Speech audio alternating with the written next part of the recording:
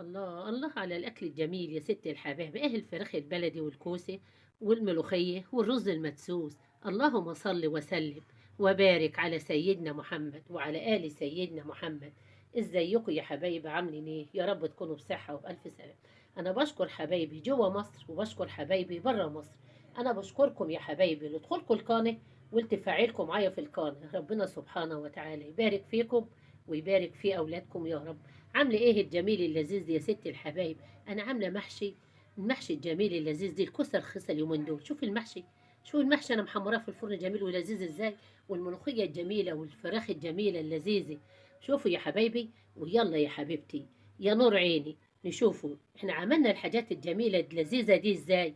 عملنا الرز الجميل، وعملنا عامله معاكم الفراخ يا حبايبتي وموريه لكم. شوف الديك الفلاح الجميل اللذيذ، وعامله معاكم يا حبيبتي الملوخيه، وعامله معاكم الرز الجميل. وخلي بالكم من قناه ست الحبايب يا حبايب. ازيكم يا حبايبي، عاملين ايه؟ يا رب تكونوا بصحه وبسلام. النهارده عاوزه نعمل الغدا الجميل. انا معايا ديك فلاحي شابورتي جميله اهوت يا حبيبتي، جاي من على السطوح والله. ومعايا الملوخيه وهندس رز.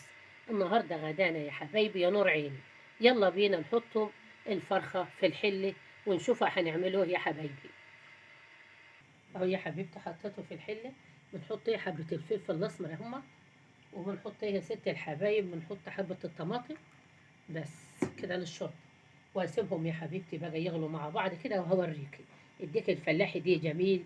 وشوفوا طريقتي، وحتى بصلتين. شوفي طريقتي في الفراخ او البط او الطيور، وهتلاقي شوربه جميله ولذيذه.